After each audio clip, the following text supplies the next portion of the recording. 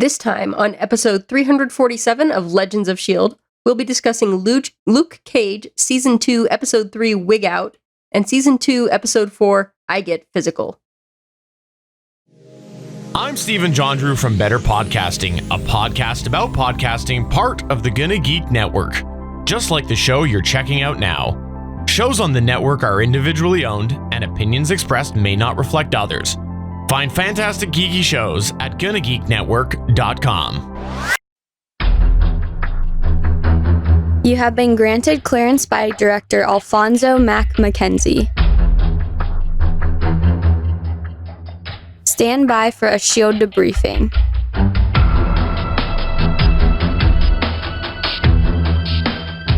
All information to be discussed here is classified and may only be discussed among agents granted clearance by the S.H.I.E.L.D. Director. Now it's time for your scheduled debriefing. I'm Agent Haley. I'm Agent Michelle. And I'm producer of the show, SP.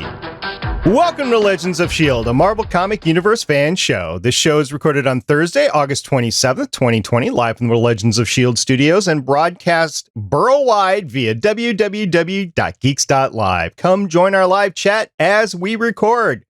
Ladies, happy National Just Because Day. Feels like it. It's the year for a Just Because celebration, so I'll take it. Yeah, it's a whole year, but there is a specific day, and it's been going on since the late 1950s, so it's not anything new. It's just, you can do anything today, just because. Probably should keep it legal. You're not the boss of me.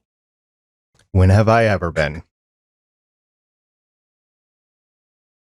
And with that, let's get on with the rest of the show. Legends of S.H.I.E.L.D. is a fan-based podcast on the Marvel Cinematic and comic book universes. Because there was room on the door. If you'd like to talk to us about how much room there was on that door, you can visit our website, legendsofshield.com. You can leave us a voicemail, 844-THE-BUS-1. That's 844-843-2871. You can hit us up on Facebook. Our page is Legends of S.H.I.E.L.D. Podcast.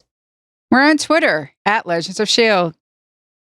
You can find all of the videos for our show at youtube.com/GonnaGeek.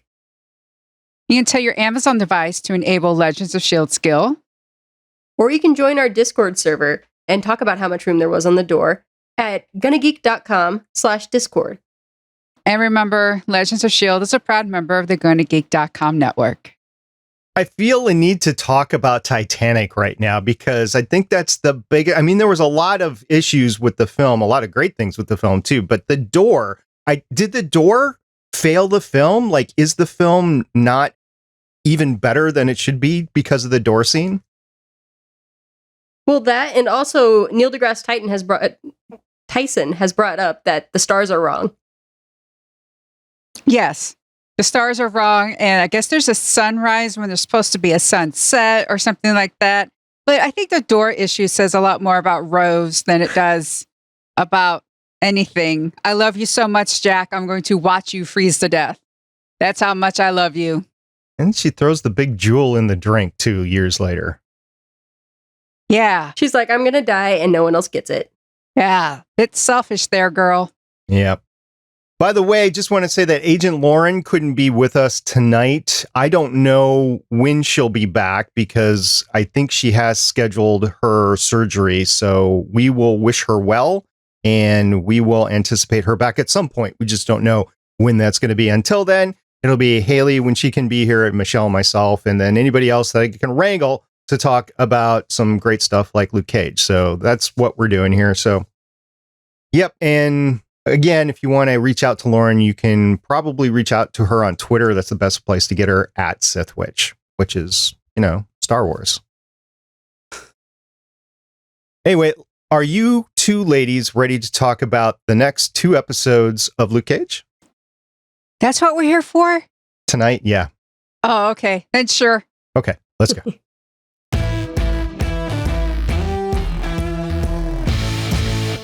Luke Cage, episode 3 and 4 were published to Netflix along with the entire second season on June 22nd, 2018.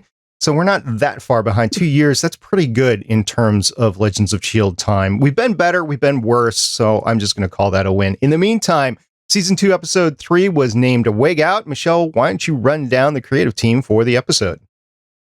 The episode was directed by Marc Jobst, has 30 directing credits starting in 2000, including 5 Belonging, 4 Casualty, 2 episodes of Waking the Dead, 1 Hannibal, 1 Black Sails, 1 of The Punisher, 1 Runaways, 2 Luke Cage, 2 Daredevil, and 2 Richer.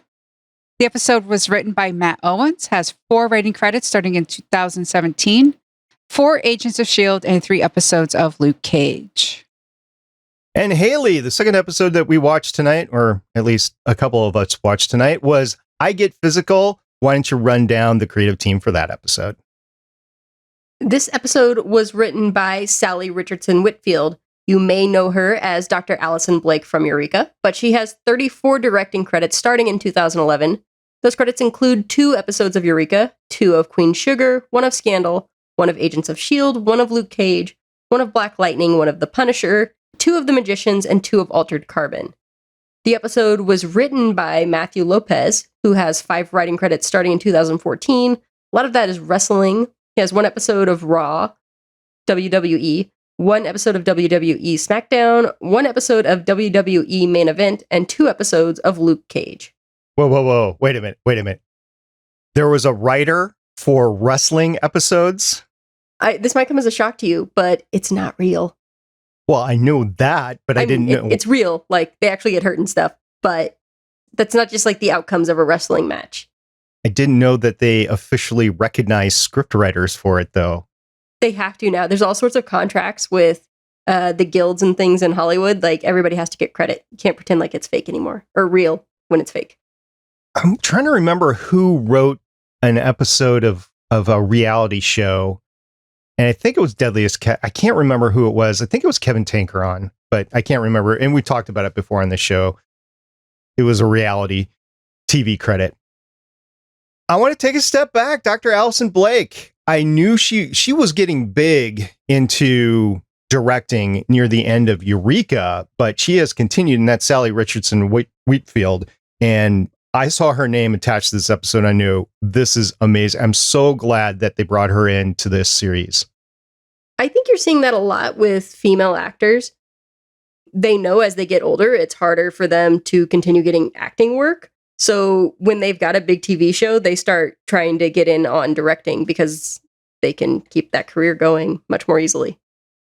I think she did a great job in this episode. Yep. I've watched her direct Altered Carbon. Oh, I didn't actually see her direct, but I've seen the episodes of Altered Carbon that she did. She did a Black Lightning episode that I was pretty fond of. I no longer watch any of the CW shows, but I did watch that one.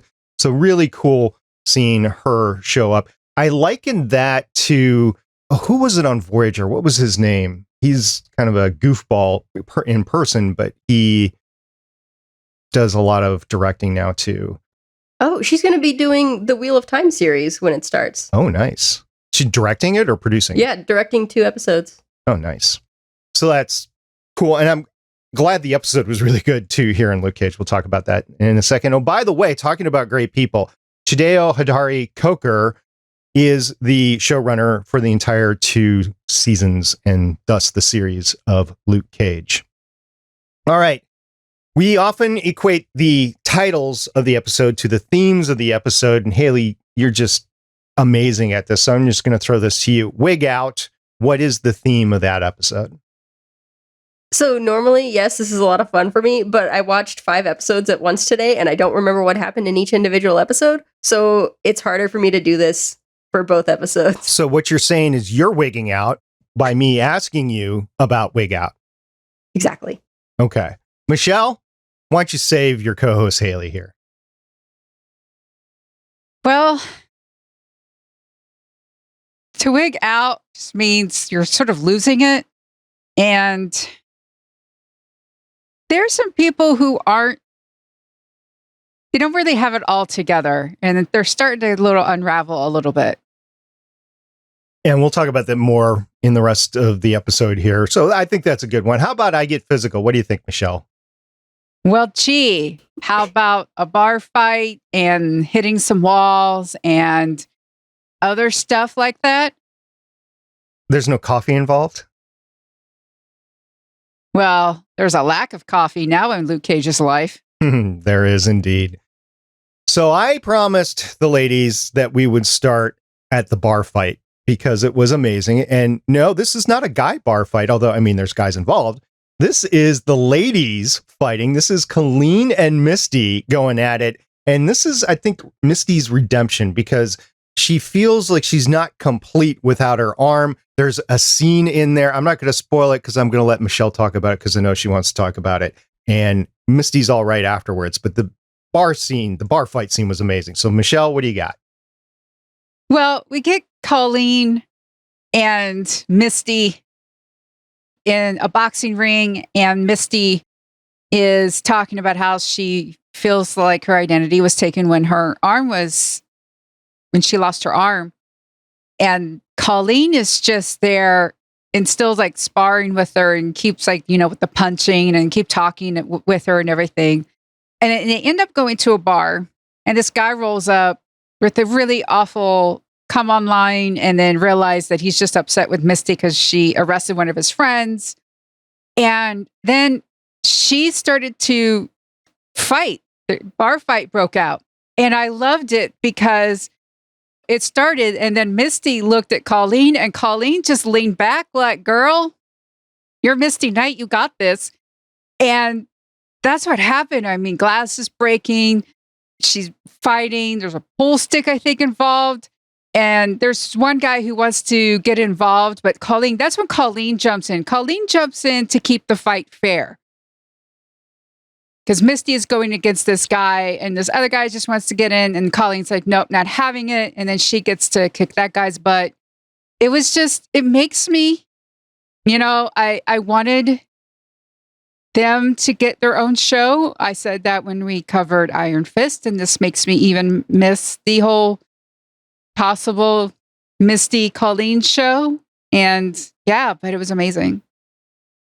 It was, and you're absolutely right. She only steps in because she wants to help save it to be a fair fight. Otherwise, she wouldn't have gone in. But it's kind of cool. Once she does jump in, she's doing all those kind of kicks and everything. And then when Misty was in a chokehold, she throws a pool ball at her. She catches it and knocks the guy out behind her. They had great teamwork when they need it, but Colleen was trying to get Misty. This is part of her therapy, part of Misty's therapy, to say, even though she doesn't have that arm, she can do anything. And yep, she can. One other thing there, she was saying that she wasn't whole and she didn't have the vision because her right hand is where she palmed the ball and she was able to dribble the ball and see the entire court. And that was her analogy. Without her right hand, she was having trouble getting back to that. This is the start of the healing of that superpower, basically, that she has a vision of crime scenes. And we saw her go into the crime scene of our tour last week, and she wasn't able to envision who was standing at the shooting point. She couldn't see who it was, when normally she'd be able to do that. So, yep, that was a cool fight. And as long as we're on the fights, let's talk about the other fights. Luke and the Yardies in the warehouse. That was really cool. And I always question, when I watched that the first time and the second time, why was the Yardies having the fight and just letting him go? So, Haley, what's your thoughts on that? Which fight was that? Can you refresh my memory a little more? Yep. So Luke Cage goes to the Yardies to try to talk to Nigel to find out what's going on with the gun deals, because he knows what is going on. He's trying to stop the gun deal. And so he gets in the middle of this warehouse and they create a circle around him. And Bushmaster sends one person after another after him. And then it ends with the grenade in his hands. Okay. Well, it's because Bushmaster wanted to take him on himself. It was really, I think, kind of gauging exactly what his skills and abilities were and what his fighting style was. But at the end of the day, Bushmaster knew that he wanted to do a one-on-one confrontation with him. So we saw Luke Cage last week get blasted by physics with a 6-barrel shotgun. This week, we see him crunch a grenade. I would think the explosiveness of the grenade would have pushed his hands apart. Yeah. SP snippet for the episode. I got to have one, you know? Yeah. All right. There was another fight, and it was a ESPN broadcast fight. And it wasn't broadcast, I guess. The footage was sold to ESPN later. Bushmaster lays out Luke right there on the street. Yeah. Kings get knocked off their pedestal. And Luke has been cocky and thinking he's all that. You know, I am Harlem. Harlem is me. And Bushmaster comes along going, nope. And just hits him hard enough. He gets a concussion. Luke gets a concussion. He is susceptible to internal damage. And even after before the concussion, he was bleeding. I think the bleeding was internal too, right? Probably, yeah. Like either from inside his mouth or something was bleeding. So he can get hurt. It's his skin that can't be perforated, the Velcro effect, as we talked about before.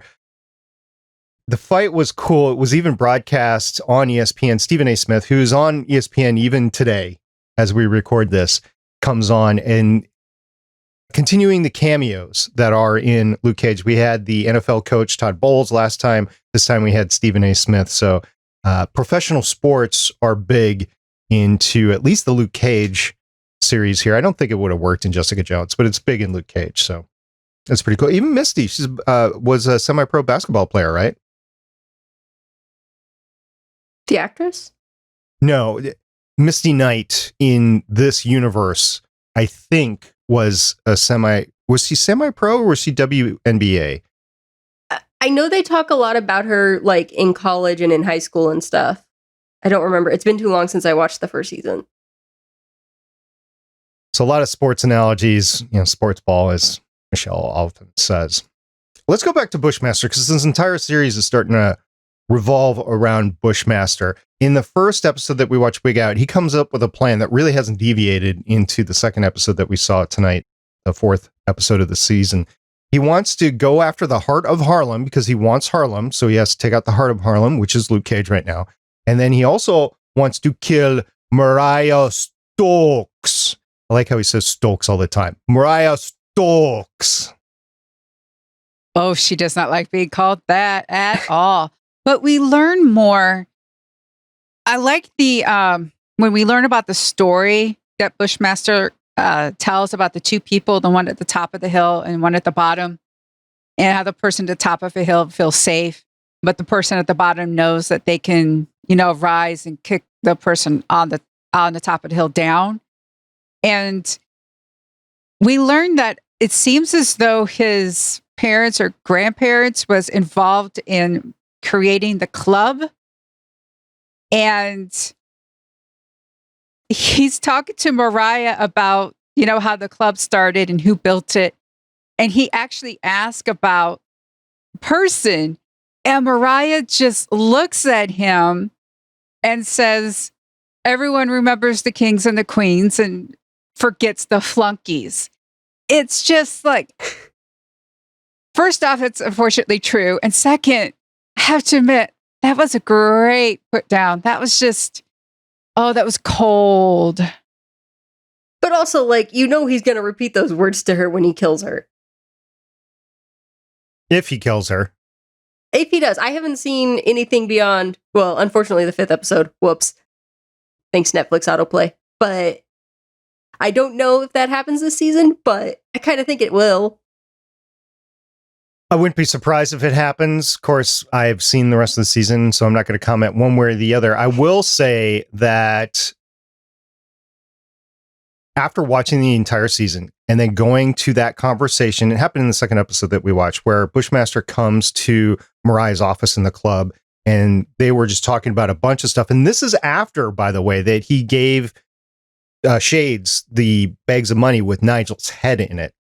And they're just going back and forth, and Mariah is trying to assume the high ground here, that go away, this is my playground. And I don't think she realizes the danger that the entire situation is. And that's really where I wanted to start with Mariah. We talked about it last time, Haley. You weren't here. You didn't get a chance to say anything about it.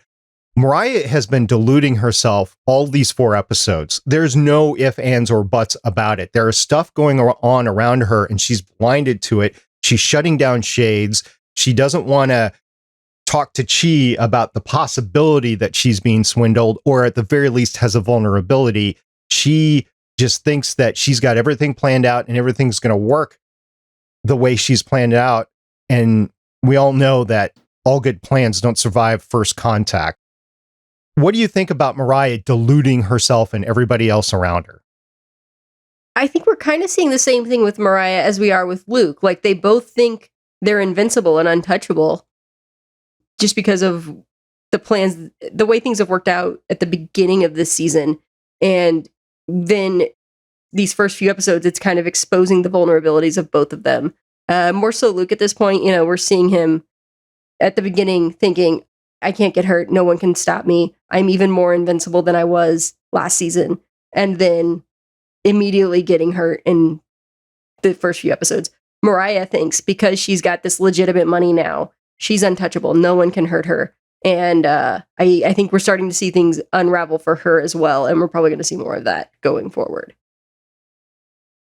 Mariah is manipulating everybody around her, and she thinks that she is in control. In reality, the events around her are controlling her.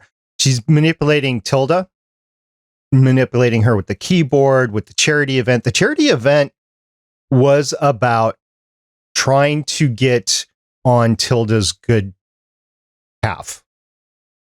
It wasn't about anything else. I mean, there was other things that happened, but the primary objective for Mariah was Tilda, and to wow Tilda in that she is actually helping the community. I don't think that's all it was. I think she's also trying to reestablish herself as like a pillar of the community. Yeah. She came in with like the whole councilwoman and such. And here's the thing about with being deluding herself. That guy has power of attorney. And I don't know if any of you have ever had power of attorney. I have. And the stuff you can do with it is astonishing, because when I found out the stuff I could do, like I had it with my grandmother because she got to the point, when she needed help. And it's like all this business stuff. And I'm like, they're like, oh, I just went, like, well, we can't help you and, because you're her granddaughter. And I just went, I have her power of attorney. And they were like, really? Here's all the stuff you could do now. And having a financial person have power of attorney, because he said this twice, it's important. And he's like, oh, the money's in the Caymans. Yeah, it's probably in the Caymans under his account because he has power of attorney. Like, Mariah, you just don't give power of attorney to, this is also to dear listener, don't just give power of attorney to anyone. It is a lot more powerful than you think. It is dangerous in the wrong hands. It really is. And S.H.I.E.L.D. sees it coming. He's like, I don't know if that happened in this episode or not. Anyways, S.H.I.E.L.D. sees it coming. Like, he's like, we shouldn't be trusting this guy. Money on paper isn't real money. Like, he knows what's up. Comanche also, before we learn that he's actually working for the cops, he's trying to get in to help Mariah. I think he wants to see the books, but he comes across as very knowledgeable about everything. And Mariah is not having anything of it just because she dislikes him as a person. That's just the way she rolls. And she's also like, she thinks he's beneath her now. Like, she's real high and mighty. Right. And the whole thing with Billy/Stephanie, that's interesting. That's happening too. She thinks she's controlling all that. And we see that she's actually a family member over at the Bushmaster side of things. So this is something that struck me as I'm watching these 2 episodes. Nobody's actually working for Mariah. Sugar is, to highest bidder, basically.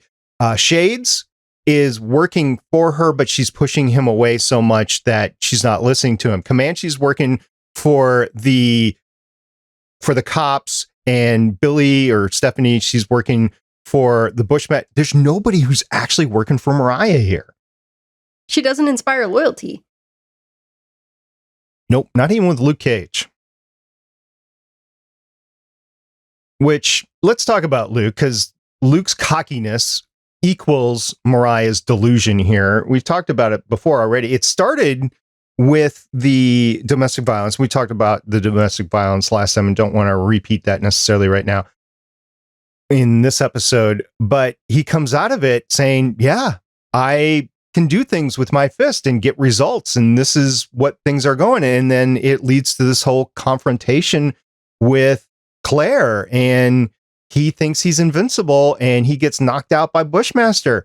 Luke has some bad things happen to him these 2 episodes.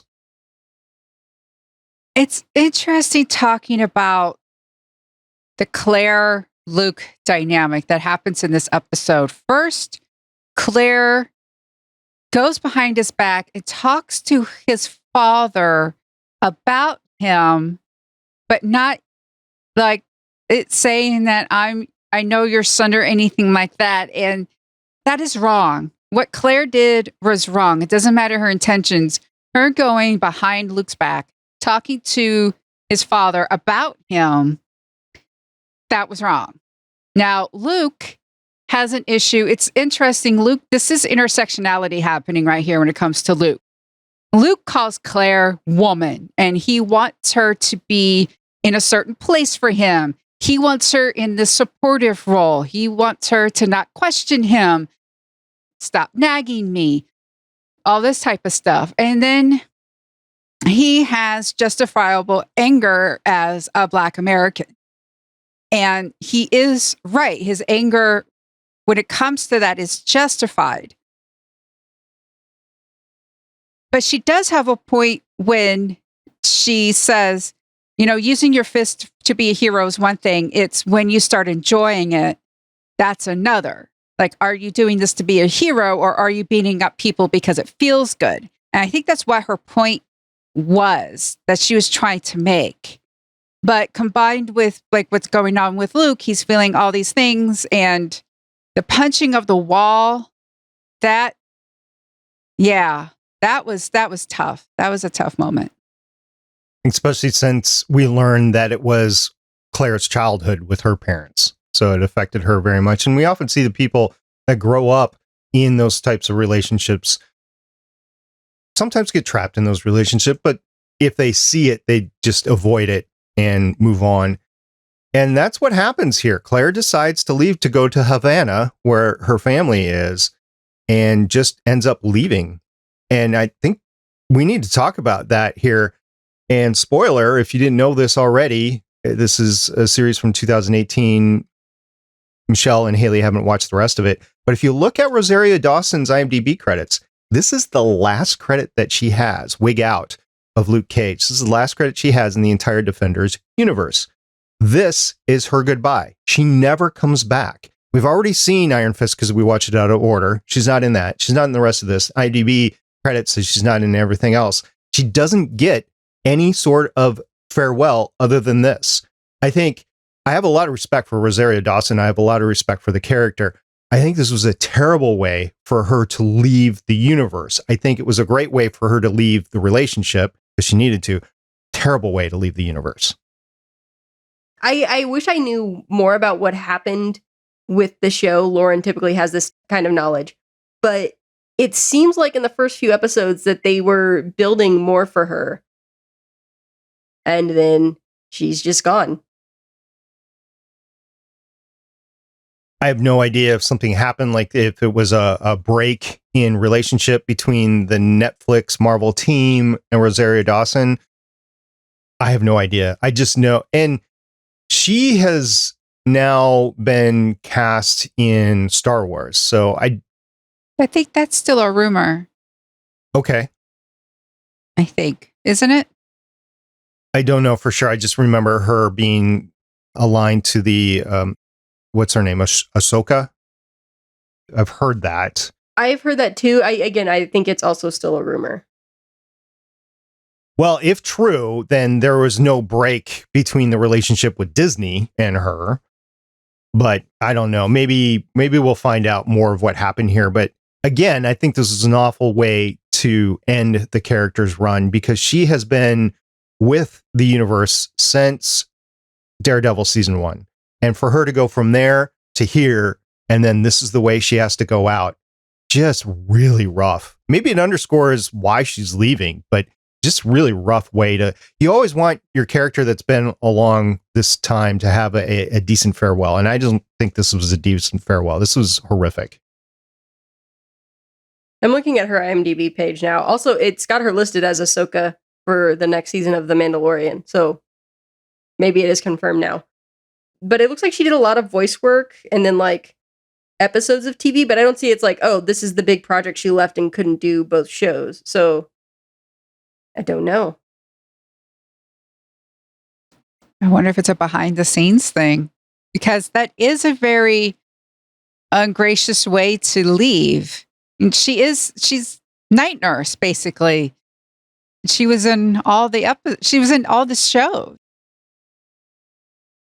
She was the rug. She brought the room together. She tied everything together. You just can't. And aside from her relationship with Luke, she had relationships with other characters too, like with Misty, like with Colleen. It would have been nice to see those play out more too. Matt. I know. But we know we're getting a Daredevil season 3, so we know Matt somehow comes back. We don't know how that works out yet or not, but yeah. Just, again, very terrible. And when I first saw this, because I watched it a few months ago before we did Iron Fist, I kept on expecting her to see her back. And then I thought, well, we'll see her in Iron Fist. And we didn't, because we already did that series before Agents of S.H.I.E.L.D. season 7.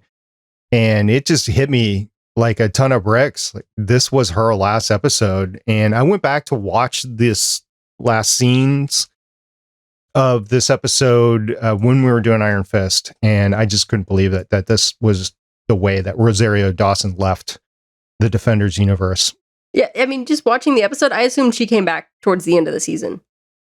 Yeah, I did too the first time around. Now, maybe they just couldn't get her back on set. Maybe, I have no idea. I don't think she was pregnant. I don't think that was... She was not. Yeah. Unfortunately, that happened this episode. I felt the need to address it because it was a shock to me when I learned it. Misty Knight, she's dealing with some precinct politics, basically. Let's call it that.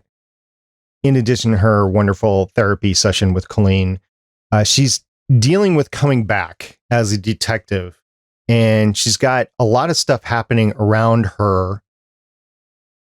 And she's not seeing everything clearly yet, but she knows that things aren't working for her necessarily.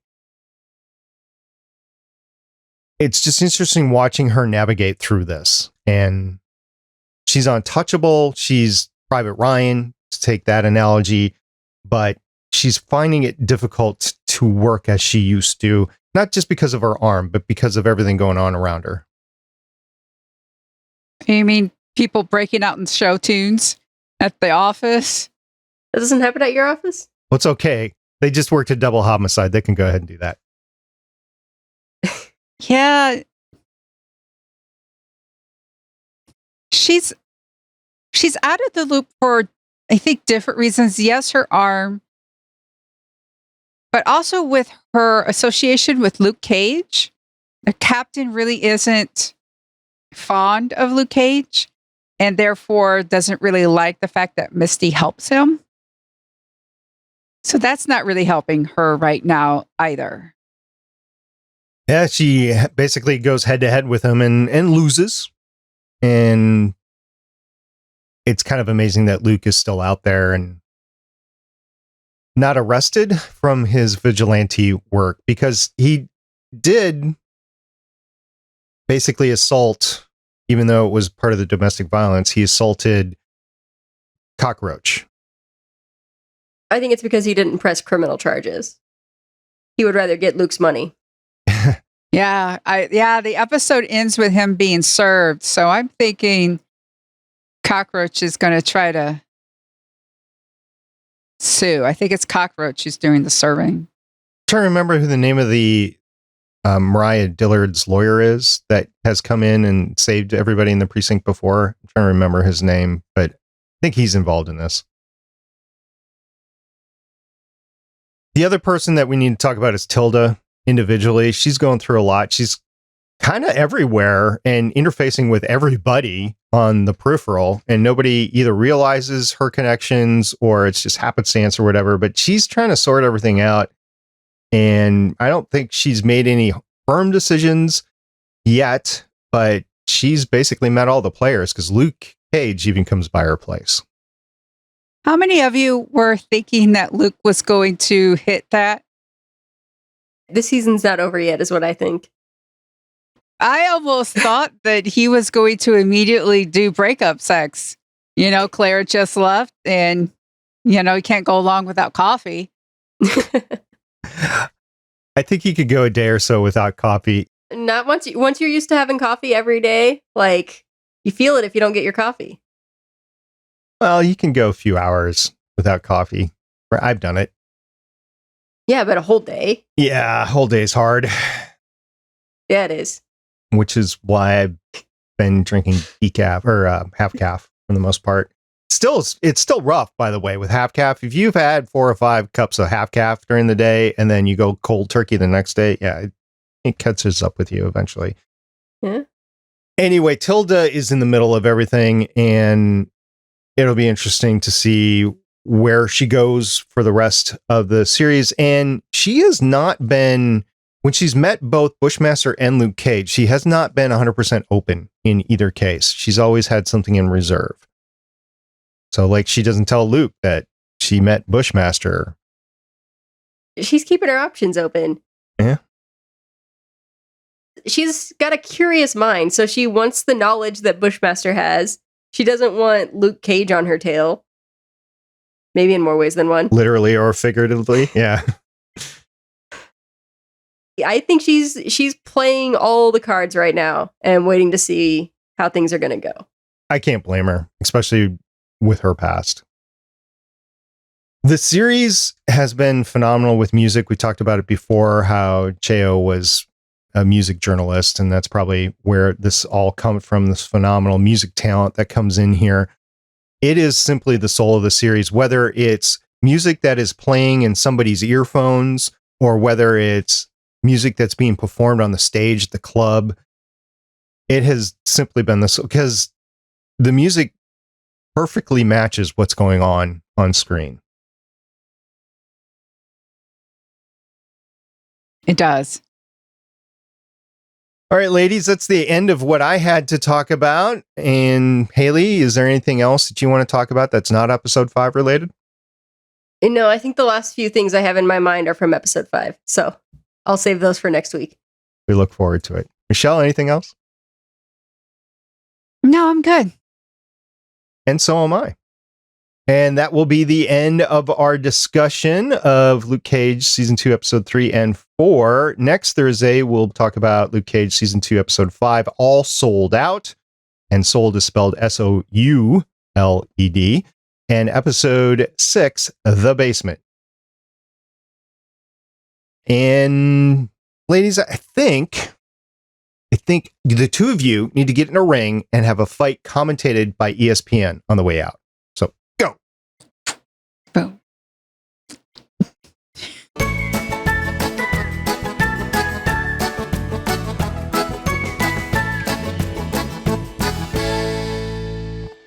Well, thank everybody for continuing to stick with us post Agents of S.H.I.E.L.D. We appreciate all your downloads, all your comments, and all your watches on YouTube. Thank you very much. Yeah, thank you to everyone that listens, everyone that sends feedback. I know we don't have the live tweets going on really right now, but Lauren would say thank you to everybody that tweets with her since she does most of the tweeting. So I'll say that for her. Yeah, thank you to everyone who's still with us. We really appreciate you. We do. And Lauren does, as I said, communicate over Twitter, and she would love to hear from you. Until next time, I'm producer SB. I'm Agent Haley. And I'm Agent Michelle. See everybody next time. Bye. Bye. Bye. Thank you for listening. If you want to leave us feedback, go to gonnageek.com and you will find all our contact information and other shows. You can also visit legendsofshield.com where you'll find our complete archive of podcasts. The music heard on this podcast is by Kevin MacLeod, found at incompetech.com, and also artists on pond5.com and audiojungle.net. The opinions heard on this podcast are those of the individual hosts and do not represent Stargate Pioneer Productions, Legends of S.H.I.E.L.D, or Gonna Geek.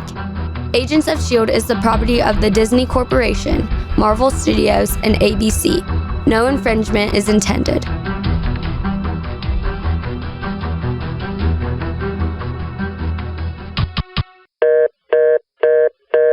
Legends of S.H.I.E.L.D is copyright 2013 through 2019.